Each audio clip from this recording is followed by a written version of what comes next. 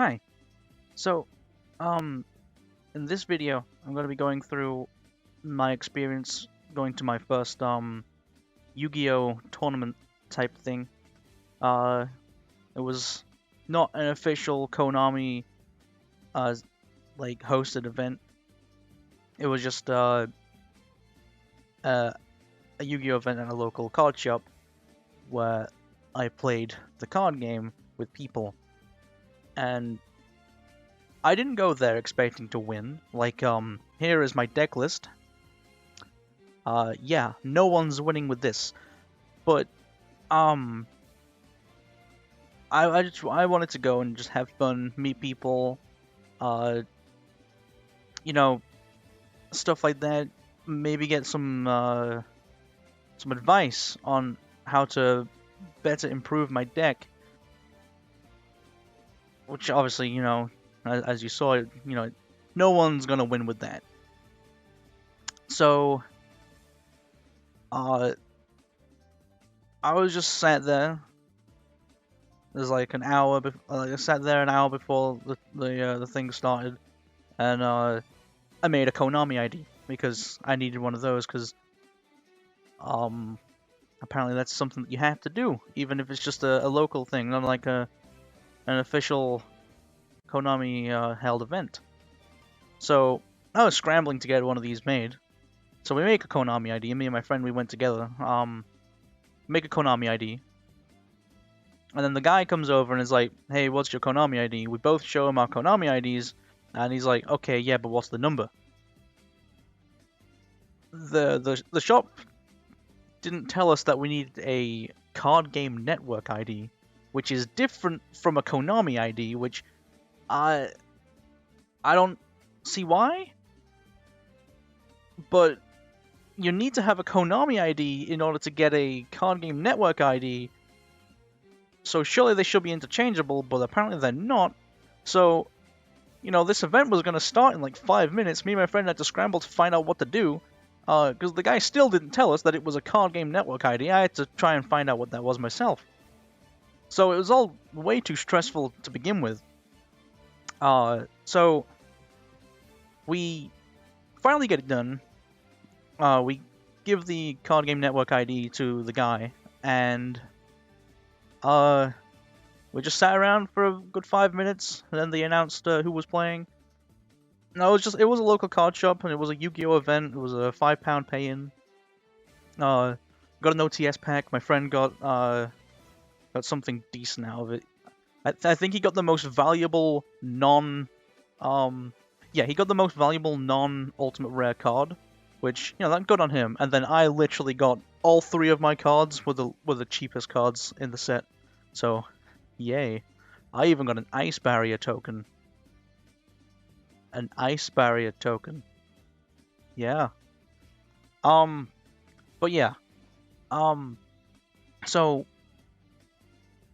we were waiting to find out who was going to battle who and stuff, and I meet the guy who was going against first, and obviously, I wasn't expecting to win, but I wasn't expecting to be completely destroyed by top meta decks. Considering that the card shop that I went to wasn't exactly like the hardcore one, because there's two like card shops in that area, and I went to the one that wasn't as hardcore because the other one I knew that everyone would be running meta, but I didn't realize that like I'd be going against meta so in like a like what would be considered a small turnout. Like 23 people showed up, and we played 5 games. It was like a Swiss tournament or something. We played 5 games. I lost 3, won 2, and the first guy that I went up against, he was playing Shadows, which you see, I'm still kind of new to the game, so I didn't really know what they were doing. I just kind of like let things happen. You might notice in my deck list, I don't have hand traps because the deck was built like years ago. So I've got no hand traps. I should have put hand traps in, but I didn't want to edit the deck too much because I didn't want to mess around too much just before, because I didn't have any like testing with the deck, so I kind of wanted to go in with a deck that I knew how it worked. But the issue came when the guy just beat me straight up. Like I didn't get any draws that I wanted, and when I did get them, he just negated them straight away. Like it wasn't exactly fun, but obviously I knew to expect that. And the second match was against a guy who was playing anti-fun, as I'm going to call it. I can't remember which card it was exactly, but it was a combination of anti-spell fragrance and an XYZ monster that made it so so all cards on the field except itself get bounced back to the hand. So he would just set anti-spell fragrance and then play it on my turn, and then I couldn't play spells, so I couldn't do anything. And then he would return all my cards to the hand, and then during his main phase 2, he would set anti-spell fragrance again, activate it on my turn. In hindsight, I should have played a bit different, because I had the Whitestone of Ancients, and I had Linkuriboh in my extra deck, but I just didn't think about it. I didn't use Linkuriboh. If I would have used Linkuriboh, I could have put Dragon Spirit of White from the deck to the field, banishing anti-spell fragrance, which could have given me some sort of chance. But it was just, hindsight when you have more time to think. The third duel was against my friend that I went with. He was playing Cyber Dragons. He literally just bought 3 Cyber Dragon Cyber Strike decks because you wanted the thing. So he bought 3 of those. Then he built a deck. He combined it with his already existing Cyber Dragons deck because he is a Cyber Dragons player. And I just kind of destroyed him because he couldn't get his combo going. Unfortunate for him, he didn't get his combo going. But hey, that's a game win for me. So the fourth one, that was the one that I really didn't have fun playing. You might have thought that not being able to play was not fun, but like I said, in hindsight, I could have played around that. I could have done something. I could have won, because against that anti-spell fragrance deck, he won game 1, I won game 2 because he didn't draw anti-spell fragrance, but game 3 he drew it straight away, and that's where I lost. But the fourth duel was against someone who was running Red Eyes Dark Dragoon, and I didn't have fun with that, because he would just he brought it out easily because it's such an easy monster to bring out. It's powerful. It's way too good for what little you have to do to get it out. And I just didn't really have fun playing against him. And I know that there's some cheese strats you can do to get rid of kaijus, but I was an idiot. I left my side deck at home, so I didn't have a side deck with me, which is where my kaijus are. So I couldn't side, which was unfortunate. But I think I would have had the least amount of fun with the guy who I was sat next to, because he was running. Oh, he was running not an Exodia deck, but a Mystic Mine deck, where it was just Mystic Mine. I normally think, when I think about Mystic Mine, I normally assume that they're going to be using Exodia as well, because, Mystic Mine, you can't do it, you can't attack me, you can't do anything to me, I'm just going to keep drawing until I get Exodia.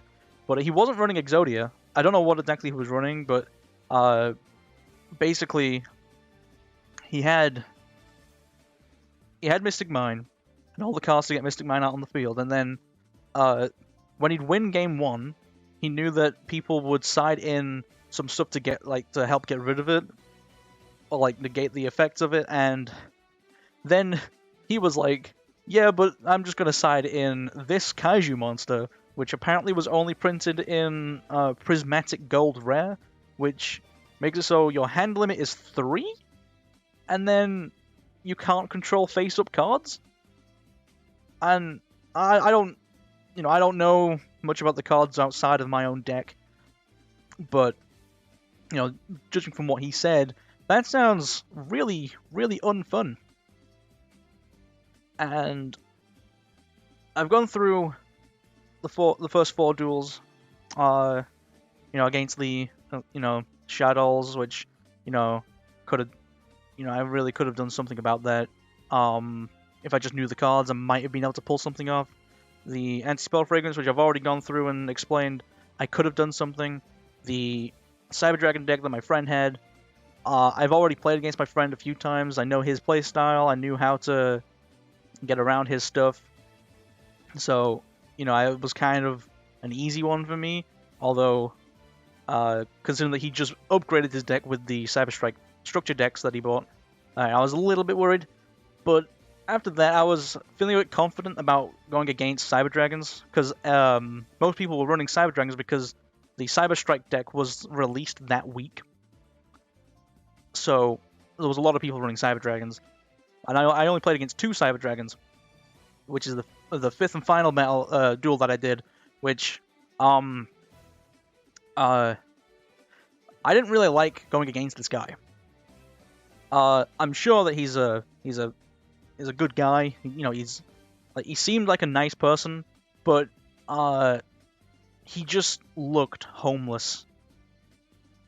He was the generic, when you think like, oh, all these nerds and like stuff, and the Smash Bros players or the Yu-Gi-Oh players where they don't shower. This guy was that. I didn't think that I would encounter something like that on my first my first tournament style thing, especially since we're still in the global pandemic where people should be being clean. This guy straight up had dirt and grime all over his hands, and it really made me feel uncomfortable.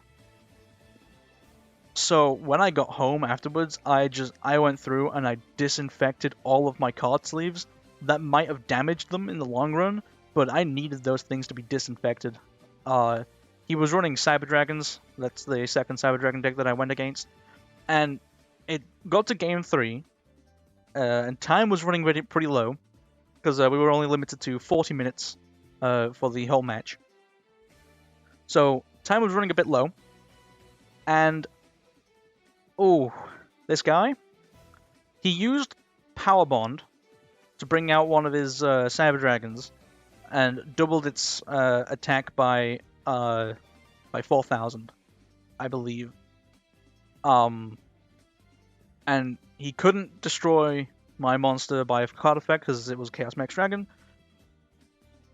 So he couldn't get rid of it, so he smacked into it, destroying it by battle, which is, fair game. I don't lose the duel at that point. But then he just takes ages to end his turn. There was nothing he could have done after his battle phase. Literally nothing he could have done. And he just wouldn't end his turn. Which, ending his turn would have caused him to take the Power Bond damage, which would have KO'd him because he would have lost the rest of his life points. And he just took way too long to end his turn. Like, thankfully he did end his turn and took the Power Bond damage. But it was just so annoying that, like, I knew that I had won. I just had to wait for my opponent to finish playing. Because, like, I was like going to be really, really mad if this guy won by stalling out the time by just not ending his turn, because I just didn't have, like, I before he would have took the Power Bond damage, I had less life points than him, which if time would have run out, I would have lost, even though him ending his turn would have caused him to lose. But Thankfully, he did end his turn, and that happened. So I was able to take the victory, and I placed 18th in the overall thing, which I think is a bit skewed. I don't think they counted like people who finished joint, because I won the same amount of duels as my friend, and he apparently placed 13th. So the way that it was worked, I believe I was joint whatever position he was in. So even though it came back that I was 18 out of 23, because there was quite a few people who had the same win-loss as me, technically I was higher up, but they didn't tell me what that was, so all I know is I was 18th, my friend was 13th, despite us having the same win-loss. So, a bit skewed that way. I don't know what I actually placed. And then, these events were unsanctioned, I believe, because I've got no idea on how things were working. There wasn't a judge going around, or at least no one brought up a judge. So, that was my experience. And here's the background change. But that was my experience going to my first Yu-Gi-Oh! Tournament thing. My experience was a bit sour, like, because I spent half of that time, I spent like most of the day just not having fun, and I can kind of see, like, it could be the same way if I were to be winning, someone else is not having fun, because when Blue Eyes Chaos Max Dragon pops off, it pops off, and I know that it's unfun to play against, because it can't be targeted, it can't be destroyed by card effects. The only way you can get rid of it is by destroying it by battle or something that doesn't target. And it is. I know that it can be annoying, but that could be said with any deck, really. Like, when you're losing against something, you tend to just not have as much fun unless you really do not care. And I think it's safe to say that everyone at least wants to win. I know there are people who don't care about winning, but I mean, like, you will at least want to win. Do you know what I mean? So, just trying to. I want to play Yu-Gi-Oh! More, like, I really do, but with how expensive the game is, with how like the cards interact with each other, I know how the cards interact. I know what the words mean. I know all of that. So it's just, I do want to play it more. I want to have fun playing it. It's just, my main issue is just the expense of the game, and I'm hoping that Yu-Gi-Oh! Master Duel is going to be good. I hope that it's going to be accessible, and I hope that when Yu-Gi-Oh! Master Duel comes out, I can have fun. So, when Master Duel comes out, I will be streaming it, I'll be playing it. Correction, if Master Duel comes out, I'll be playing it. That was a great timing. But if Yu-Gi-Oh! Master Duel comes out, I'll be playing it, I'll be streaming it, I'll be trying to build my real life deck, even though it is shit, like, compared to the current meta. Trying to build that in the game, try and win, like, online, try and do stuff, have fun with it. I do like how Master Duel is looking, with showing how the chain resolves. That is so good at explaining the game. Like, the fact that the chain resolves backwards, yeah, that's easy to understand if you know the game, but it's not easy to understand if you've never played the game, and you just, stuff like Mystical Space Typhoon not negating. People might, people who are new to the game will be like, oh, you've activated that, I'm going to destroy it, but Mystical Space Typhoon doesn't negate it, so the effect would still go on regardless, unless the card that is destroyed specifically says if this card remains on the field. The accessibility of Master Duel is going to be phenomenal. I just hope that Konami can provide us with a game that's fun, provide us with a game that's accessible, and isn't just a pachinko game. I just want this game to succeed because playing games like Magic the Gathering Arena or Pokemon the Trading Card Game Online, which will soon switch to Pokemon Trading Card Game Live, playing those, it makes it so easy to play, especially when it's the fact that they're official ways to play as well, like Ado Pro, YGO Omega, Dueling Book, I think it is. Those aren't official sources of playing the game, so it's kind of like a weird area of like legality because it's not an official way of playing, but people can play it anyway. Which is why I'm hoping that this new one, if it's good, can overtake the other ones. There's just the unofficial simulators. They have access to all the cards straight out the gate, whereas I can only imagine that Master Duel will have, because we know it's going to have microtransactions. I can only assume that it's going to be you buy packs, you get packs, you open packs, and then you get cards in those packs. I can't see them just... I really don't see Konami just giving us every single card. Because I just don't see Konami doing that, because Konami will want money. I just hope that the game is fun. So, if Master Duel comes out, I will be playing it.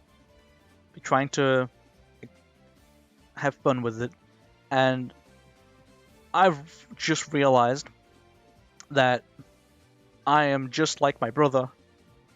I just talk shit for ages. And I don't know how long this video is going to be. It's really long, and it's just me talking about different things. Like, I wanted to talk about my experience playing Yu-Gi-Oh! In a tournament, and then I shifted to something completely different, and now I'm complaining about that.